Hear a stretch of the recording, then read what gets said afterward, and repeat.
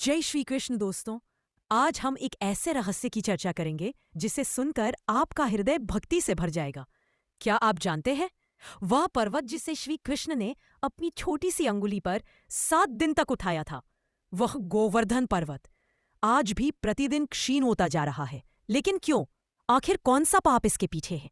आइए जानते हैं। गोवर्धन कोई साधारण पर्वत नहीं है, यह स्वयं श्री कृष्ण का स्वरूप माना गया है। शास्त्रों में कहा गया है, गोवर्धनम धरम कृष्णो नित्यम तिष्ठति में सखी, अर्थात गोवर्धन पर्वत में साक्षात भगवान कृष्ण निवास करते हैं। इसी कारण हर वर्ष लाखों भक्तजन गोवर्धन पूजा और परिक्रमा करते हैं। परंतु एक अद्भुत सत्य यह है कि यह पर्वत प्रतिदिन थोड़ा थोड़ा घटता जा रहा है। कहा जाता है प्राचीन समय में यह पर्वत आकाश छूता था, लेकिन अब यह साधारण पहाड़ी जैसा दिखाई देता है। आखिर क्यों? कथा कुछ यूं है। एक समय की बात है, देवर्षि पुलस्त्य ऋषि काशी से ब्रजभूमि की ओर आए। उन्होंने हिमालय से प्रार्थना की कि उन्हें तपस्या के लिए एक पवित्र पर्वत चाहिए। तब हिमालय ने अपने पुत्र यानी गोवर्धन पर्वत को दिया, लेकिन एक शर्त रखी गई थी कि यदि मार्ग में कभी भी यह पर्वत भूमि पर रख दिया गया तो ये वहीं स्थिर हो जाएगा और आगे नहीं बढ़ेगा। ऋषि सहमत हुए और गोवर्धन को लेकर यात्रा पर निकल पड़े। जब वे ब्रजभूमि पहुंचे, उन्हें प्यास लगी। उन्होंने जल पीने के लिए गोवर्धन को धरती पर रख दिया। बस शर्त के अनुसार गोवर्धन यही स्थिर हो गया।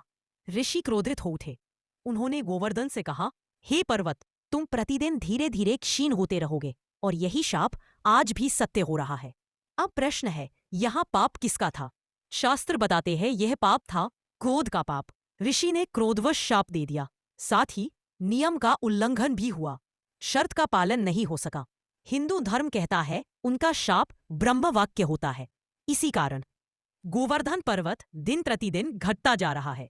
ये हमें यह शिक्षा देता है, क्रोध से हमेशा बचना चाहिए, वचन और नियमों का पालन करना चाहिए और दिव्य वस्तुओं का कभी अनादर नहीं करना चाहिए।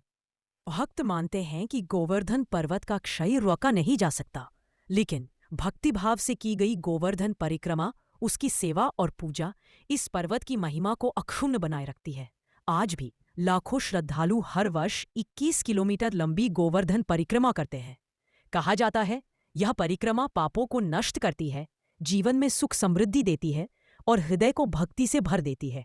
तो मित्रों, गोवर्धन पर्वत के क्षीण होने का कारण केवल समय नहीं, बल्कि यह एक ऋषि के शाप और क्रोध से उत्पन्न पाप का परिणाम है।